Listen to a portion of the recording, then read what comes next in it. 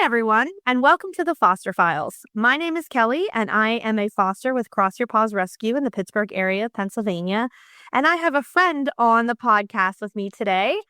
My friend Cheyenne, I met her at a brewery. She brought her dog Cash, who she's going to tell you all about. And we actually brought Cheese with us, who was a foster at the time, who, of course, we adopted. And we got to talking and bonded over our love of dogs. And come to find out, Cheyenne does a lot of work with animal protectors of Allegheny Valley. So I wanted to bring her on today to talk about the work that she does with them because I understand, as you guys know, that those who are passionate about animal rescue can't always volunteer in the same capacity that I do when it comes to fostering. So I wanted to talk to Cheyenne about what she does, get her take on things, and go from there. So thank you so much for joining me today. I really appreciate it. Yeah, no, thank you for having me. I'm excited to be here. For what I do for animal protectors, I have done a foster in the past, but that's not the only available opportunity. We do a lot of doggy day outs where it's just some volunteers go in and we'll take a dog out for you can take them for either an hour or you can take them up to, an overnight stay. We've done both. We've done it all. It's basically like a little field trip and gets them out of the kennel, gets them exposed to people. You can kind of see if they're going to be kid friendly. If you can kind of see if how they're going to do in a crowd potentially. I'll take them to little breweries or restaurants in the area that'll allow dogs in there and see how they do there. So we can, just let people know some things about them as we find them out ourselves. So that's what I do mostly now, not fostering at the moment. I think that that's great. And like I said, and I've talked about a lot, it's so important to set boundaries with what you're capable of doing at any given time. And so I just want people to know that there are so many opportunities to do things outside of fostering. So how long have you been working with animal protectors specifically? It's been about a year and probably 4 or 5 months, close to a year and a half. But yeah, I got introduced to it by my friend Danielle. She had been volunteering down there and she does a lot of work with animal protectors and has been, working with the animals for longer than me. And I just kind of fell in love with it, fell in love with the dogs and fell in love with the success stories. And it's very rewarding to just, see them go off to happy homes after living in a kennel for so long. And I think I'll probably always be involved to some degree after starting there. It's hard. It's hard to even imagine walking away just because So hard. speed is so great. So it breaks your heart. And I think there's so much burnout in the animal rescue world, but it's understandable because it's just so hard to walk away. So I know you have a dog now, a cute little guy with like bat ears named Cash. So why don't you tell us all about him and where you got him from and his story? Oh yeah, so Cash is my best friend. We do almost everything together. He's a mountain feist, which is a breed of dog that's like a little squirrel hunting dog. From where I'm from in West Virginia, they're pretty popular, but when I moved up to Pittsburgh with him, it was like nobody had ever heard of him. So I was glad to introduce Pittsburgh to the mountain feist community. Never heard of that breed either. That's so interesting. It must be in like a Jack Russell type Yeah, family with sort of, yeah. going after like rodents. Small Okay. game dogs, yep. They're a little bit bigger than Jack Russell. Cash is about between 32 and 40 pounds is about what he is. He's a little chunky right now. We got him on a diet. When we had our foster dog, he actually gained a little bit of weight because he was trying to eat all his food so that she couldn't get it. And she wasn't interested, but he didn't know that. So what he is really what got me into being, a dog person. I didn't even want a dog whenever I got him. I just went home to my parents' house. They've always had this kind of dog since I was little, and they had a litter of puppies at the house. And I told my little sister, who was about 11 years old at the time, that I would help her out with them one day. And this little guy he kept coming back over to me and sitting in my lap. And he was the only puppy that used the pad right. And I told my dad, I went home that week and I couldn't stop thinking about this little guy. And I had my dad meet me halfway with him and took him home and figured it out along the way because I had never had an indoor dog before. Isn't that always the way that it goes? Like you just kind of figure it out along the way. Yeah, yeah. I know people always ask me, they're like, oh, he's such a good dog. How did you train him? What did you do? And I was like, well, I basically luck. Yeah. Love him. A lot of trial and error. Right, right. I actually mentioned that to Lauren when we were talking, is that I have never been a formal trainer ever. I'm Mhm. like, hey, they know what's right, they know what's wrong. Let's just like kind of coexist together. And so Mhm. when I'm learning all this stuff about formal training, it's like so much of it is just going right over my head where I'm like, oh my God, I'm out of my depth. Mhm. Yeah, same. And I love learning like formal training stuff because I know like not every dog's going to be like Cash, they're not just going to pick it up. And it helps a lot to learn some of the stuff for like some of the dogs that did not grow up in a house that taught them along the way, which is, several of the ones we see in rescue. So I'm always willing to learn from the trainers that know their stuff. So tell me a little bit about how the dog day outs work. So start at the beginning. How did you get, because with fostering, you have to go through an application process and you have to be approved. So like, how did that work with animal protectors? How do you kind of perceive that working with other shelters to be able to do that? Yeah, so for other shelters, I'm not sure how they go about it, but for animal protectors, you go in and you sign a form and they'll do a little background check on you to make sure you're not a criminal and not, don't have like a some kind of like reputation with, mistreating animals or they'll probably look up your socials and see who you are as a person and approve or deny based on that. But it's pretty easy to get approved if it's something that you want to do, as long as you're not, a bad person, a terrible person. But obviously, yeah, we You didn't never know, use but applications anymore. I'm like, why are you even applying for a dog? Like, I no, know. it's happening. So then when you're wanting to do a dog day out, are you on like a regular schedule or do you kind of just go when you have extra time? Do you get there and decide what dog you want to take? Is it set up ahead of time? How does that work? You kind of just go when you have the time, which is actually it's wonderful for me because my schedule's always changing and I've got a million things going on. But the first time that you take a dog out, you'll usually go with someone else who's, been a seasoned volunteer that, kind of knows the ropes and they'll take you with like an easier dog. They're not going to give you the hardest one or the hardest puller your first time. And you can kind of pick and choose who you're comfortable taking out with. Like, so if you're not comfortable taking out, one of the bigger dogs that pulls real hard and because you're more petite or you're just not comfortable with that, then that's totally okay. You can pick and choose. And then they prefer if you let them know in advance, just if you're coming down there, that way they can kind of schedule their feeding and, they're out accordingly. But sometimes I just pop down there and I'm like, hey, who can I take? I'm like, hey, who's acting up because they don't have enough release today? I'll take them out. We'll go do some zoomies in the yard. Yeah. Yeah. And that's really one of the biggest benefits, right? Like the shelter environment can be and is so overstimulating and stressful for a lot of these dogs that getting them out of the shelter environment, you get an opportunity to get them just like a break, but then also, like you said, evaluate their personality a little bit. Hmm.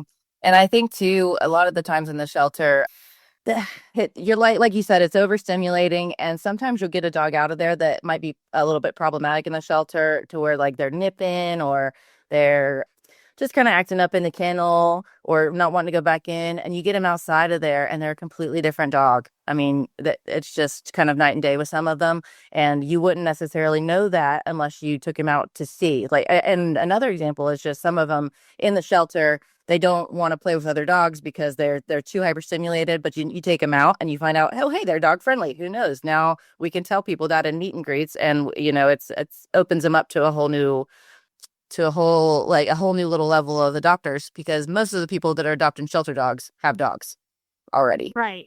Yeah, Yeah. right. So. That's one of the things we come across with in fostering is that most of the people that want to foster already have dogs. So if we come across a dog that's not dog friendly, it's incredibly difficult to get that dog placed in a Yeah. foster. They end up paying for boarding or have other, things going on because it's just really, really challenging. Mm-hmm. Yeah. So do Yeah, you good. always take cash with you when you do these doggy day outs, or do you sort of like say, well, I might end up taking this dog, not appear to be dog friendly? How do you manage that? Sometimes, Cash gets to go if either one, I have help, so I have somebody that I can if Chris, my fiance, could go with me and he can bring Cash, and then I can bring the other dog and we can take him to play at the park. That's always super fun. But then if it's just me, I don't always take him unless I'm taking out a dog that I know that he already gets along with, and they'll be fine in the car together. So, for instance, we've got this puppy right now. Her name is Daffy. She's so cute. She's a little Doberman mix, about 13 weeks old. Oh my goodness, she's too cute. And she got a little underbite. Oh my word, she's so cute. And Cash is obsessed with her. Obsessed with her. So like for instance, those dogs, I can take them about anywhere in the car as long as I have them to have their leashes secured so they can't drive me insane while I'm driving. But yeah, so he doesn't always get to go, but he's pretty good with most of them. Like I had for my gym, we had a Mat Factory event at the Wildlife Lanes bowling alley not too long ago. A bunch of my volunteer girlfriends, I think we probably brought almost 10 dogs down there. And Cash got to stay. Yeah, he got to stay and hang out because he knows everybody down there and I could run dogs. And he got along with everybody. So he was really good to like kind of test other dogs with that day. So yeah, so sometimes it's really helpful. Privilege. Yeah. Yeah, no, it is really helpful. We find that with Cheese, like we got really lucky adopting her, and we've had several fosters since we adopted her in May of last year, and she's gotten along with every single one of them. And that is so lucky when that happens. Yeah, it's so lucky when that happens. When you decide to foster or decide not to foster, like what does that decision making look like for you? What are you usually thinking about? What are you taking into consideration? So taking into consideration just how that dog fits in my home. So for instance, like for Cash, like I know that he's kind of finicky with males sometimes. So probably we're not going to get any German Shepherd males, which for some reason he's got beef with the German Shepherds. I don't know what that is. Maybe he doesn't like the fuzz. I don't know. Yeah. But so for instance, like how they're gonna fit into my house, if it's gonna completely like disrupt our lifestyle too, because that we are moving a dog into his home, so I don't want it to make anybody super uncomfortable. But also just how much time we have. Like for instance, Chris just had an injury, so because we're fighters, so if we're injured, we're gonna have a little bit more time than if we are like in a fight camp or something like that. So just kind of based on what's going on in our life at that time and how we think that they'll get along with Cash. Those are pretty much the two things for us. No, I think that's so important. I think it's just really important that when people go into like a volunteering situation that they do think about their own lives, because what you don't want is you don't want a situation where you don't think that through. Your whole life changes in a way that you weren't prepared for or that you're not okay with, and then you completely step back from helping at all. So I think it's just really important to incorporate it in your life in the best way that you can. So, what are some ways that people, because I don't work with a shelter directly, I work with a foster based rescue. So, what are some ways people can support their shelter community without maybe fostering or with fostering? What do you think some of the biggest needs are in the shelter environment? Oh yeah. So for us, just the biggest needs that we have, you can always donate. If you can't donate your time, you can donate, items. You can donate food or that most shelters will have a list or like a wish list on Amazon or something where you can donate toys or food or whatever their needs are at that time. It varies from time to time. Doing that, going down and just volunteering to hang out with the dogs, even if you don't want to take them out of the shelter, you can go down there and hang out with them in the yard and just give them some time out of the kennel, because what you run into a lot of the times is when they don't have anyone extra taking them out, they're going to be in that kennel pretty much 22, 23 hours a day, even between outs, because they get their 4 outs per day, but they've got to get all the dogs out, every single one. So that they only have a certain amount of time that they can, get they can allocate to each dog. So it really helps to have a volunteer that's willing to go out and just get them some time out, especially the young dogs that with the more energy, because if they have that pin of energy and know where to put it, that's when they can get into like some problematic behaviors or some like kennel anxiety type of stuff. So working with those dogs, even just going down there and loving on them and playing with the toy with them for a half hour. I mean, that seems very small to people, but it is probably the highlight of that dog's whole day. So I think about it that way too. I'm sure that when you tell people what you do, people say what I said before this, which is if I go down there, I'm going to end up coming home with a dog, right? Mhm. Yeah. 100% people say that to you. How do you manage that emotion for yourself? So that is a risk.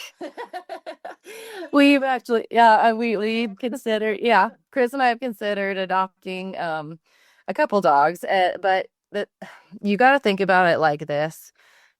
If you take every dog home that you fall in love with, you're gonna not be able to help any other dogs because you're gonna have adopted what, two or three more.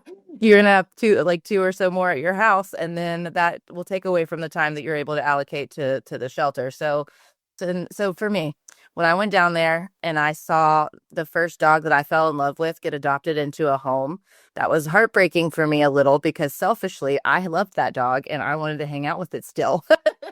But you get your first picture of that dog in its new home and its new environment with its two new people who are dedicated only to that dog, and it's worth it from then on. From that moment on, it's worth it. So, I mean, for me, that's how it is. I just gotta remind myself those things. Yeah. Yeah, it's The success stories are so worth it. oh my Yes. God. It fills you up in a way that you like don't get from many other things. Yeah. You know what I mean? Where you're just like, oh my God, that dog is in such a great home and Mhm. is so loved, and that's so So loved. wonderful. So that probably helps answer my next question is but why are you so passionate about animal rescue? You said yourself you come and you grew up in an environment where indoor dogs were not a thing and you weren't even sure you wanted a dog. So what changed for you? What made you so passionate about animal rescue? So I guess I always loved dogs. We come from the country, so we had a bunch of outdoor dogs that just we had running around in the yard, and we had one of the electric fences, so they can't run away or anything. But And they would come in and like they'd come sleep in the inside, but not all the way inside, just in the garage.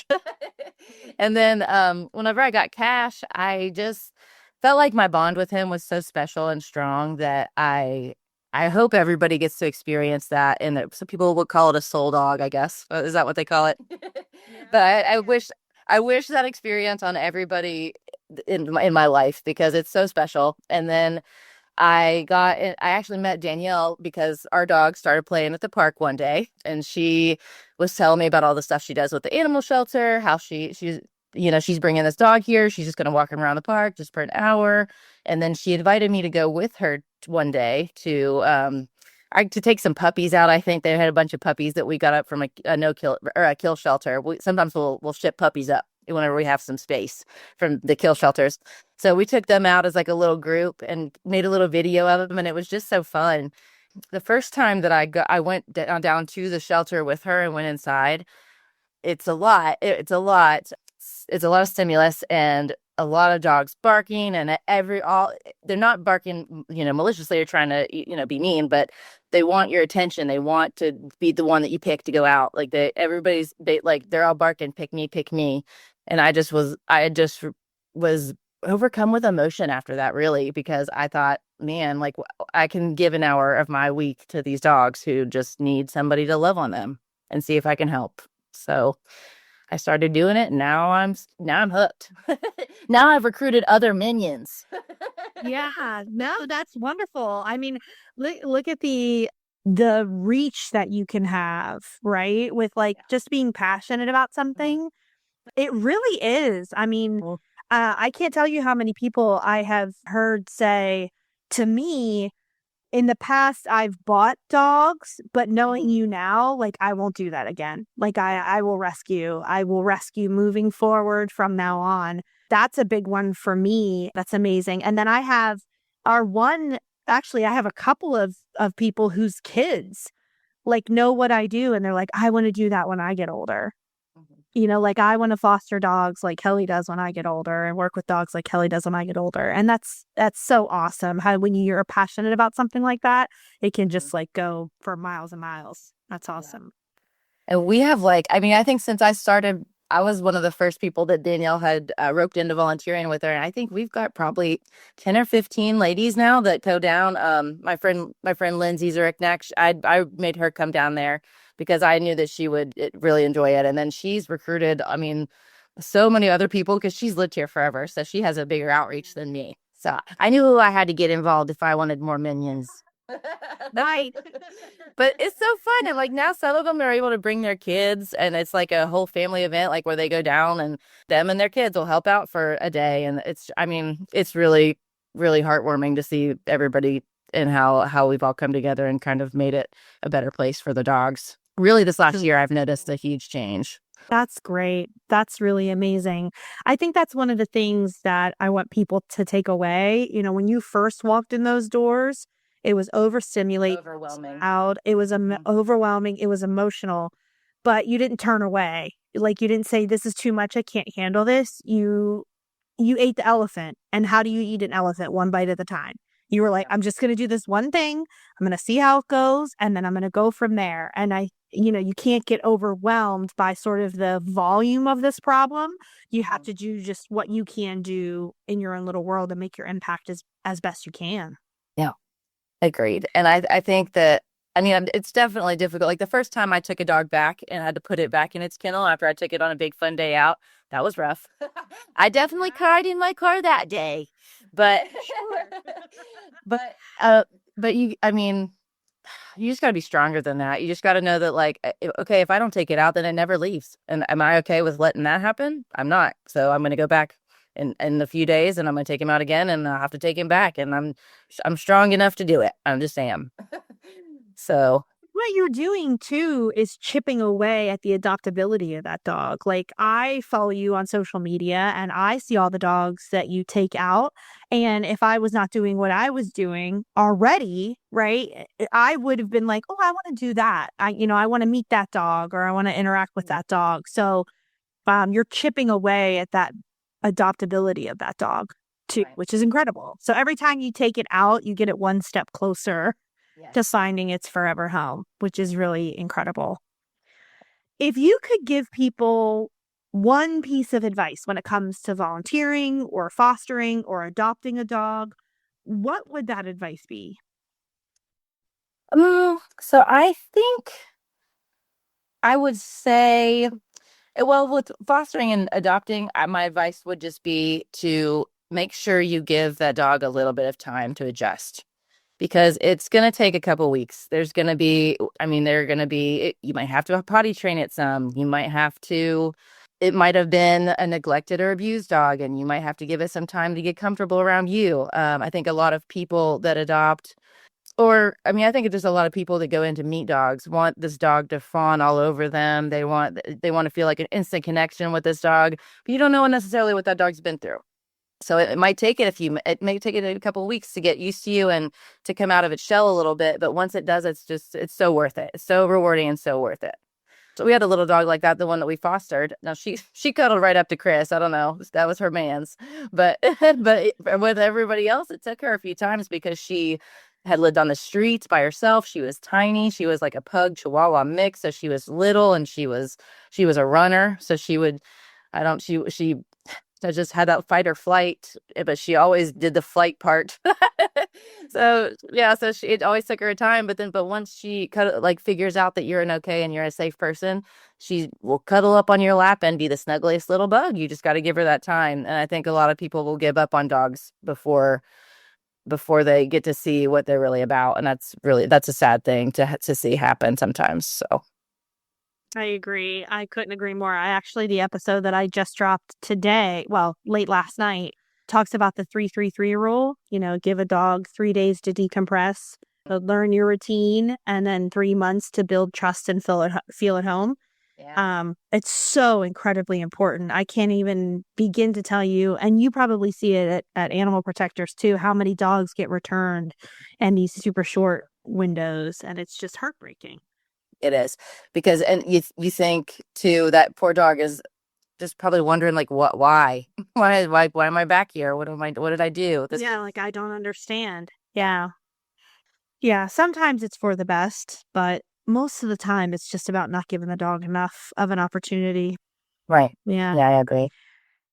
So, is there anything before we get into the animal protector's dog that you're going to talk to us about for our foster spotlight today? Is there anything that you want to leave us with as far as your experience, your perspective on animal rescue? Are there any final thoughts you have for us? I just think that for someone, if you are thinking about getting involved and you're not ready to do a foster or you don't have the home for that, there are ways to get involved. I mean, be it just going down and spending time with the animals, if you want to give a monetary donation or an items donation. But I would implore people to just go down to your local shelter. If that be Animal Protectors of Allegheny Valley, come down. I'll meet you there. We can get the paperwork signed, and I will show you my favorite dogs to take out for your first time. But it's so rewarding, and people will say stuff to me like, "Oh, that's so selfless of you to take your time and go do that." And I'm like, it's not really that selfless. I have a great time. Oh, I'm having a blast. I don't know. Sometimes I take I'm like, have you ever seen a dog do a zoomy in the creek? It's super funny. Oh my God. Yeah, it's the best. So I mean, and we've got a good little group of people down there, and it's a good community. And I would implore you to get involved in any way you can if you have interest, because I mean, there's never going to be a shortage of dogs that needs it. I know. That's amazing. I love that advice. That's great. So, who do you want to talk about on our foster spotlight today? Ooh, I've got to talk about Miss Rousey. She's our longest resident now, which has been she's been in the shelter for 4 total years. She I know, so she was there for 2 years, and then she got adopted and again had to be returned, like we spoke on. For no, it was no fault of her own. It was just some financial issues with the people that adopted her. I think they can no longer afford to care for her, so they had to bring her back. But then she has been here now for 2 years, and she's a 9-year-old. She's a little black and white kitty mix. The reason that I think that probably it's a little bit harder to place her is because she does have to be the only pet. Yeah, so she's dog reactive, but she's not really dog aggressive, just dog reactive. But she does need to be the only pet. It's heartbreaking to see her going gray in there. She's going gray and running around a little snout. But really, that the dog issue is the only thing that she's got. She's so good with people and kids and every human being that's ever walked this earth. She wants to give them kisses. I've taken her on like doggy day outs to McDonald's, and my friend Danielle took her on one, and she tried to jump through the McDonald's window to give them a kiss for her pup cup. I know. God. She's the sweetest girl, but she's 9 years old, and it's too old. I hate seeing a senior dog in a kennel, and definitely one so loving. So she's got a lot of love to give the right person.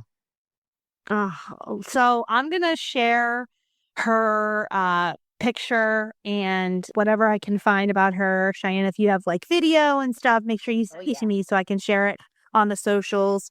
But as far as you, the listener, if you are interested in meeting her, you can go to, I think it's Animal Protectors.